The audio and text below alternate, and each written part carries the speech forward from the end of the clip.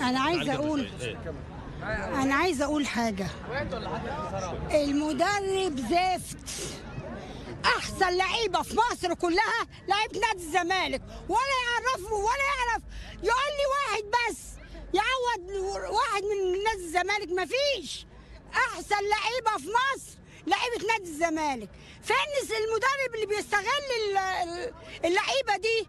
ما فيش خطه دربهم عليها، ما فيش اي حاجه، كل واحد على مجهوده وكل واحد في ناحيه. ايه ده؟ انا اول مره اشوف نادي الزمالك بالشكل ده مع النادي الاهلي ومع بتاع اللي هو بتاع لبنان ده. ايوه بس المدرب طلع يقول ان الاداره تتدخل في التشكيله وتتدخل في الخطه. كذاب كذاب.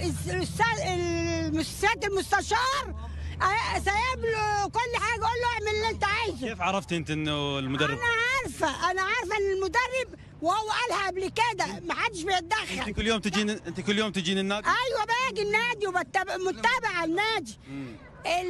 خلوا الفريق اتفرتك. ليه؟ لان كل واحد بيحمل المسؤوليه على الثاني. اذا المدرب كويس ليش الاداره تخليه؟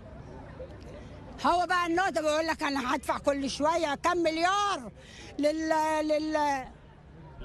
كم مليون؟ مش كم يعتبر مليار. لما تحط المليون على المليون هيبقوا مليار. شرط الجزاء واللي عامل المشكله دي كلها. يعني عمال يصرف. عمل كم مدرب جابهم وبرضه ما فيش فايده. المدربين واطيه. ما بيعملوش خطه عشان يدرب العيال عليها يجروا يحطوا بيها اجوان. ده استنى بس. عمر النادي الاهلي عندنا وقت احنا. معلش معاك انا هقول لك الفايده. النادي الاهلي اسمع المدرب بتاعه مصري. طيب كويس. بيلعبوا لعبه مدربهم عليها، وانتوا قدام يلخبط الباكات خط الدفاع. ويروح مدخلينها. طيب انا شفت في كذا ماتش نفس الطريقه بيعملها اللي هو اسمه حسام البدري.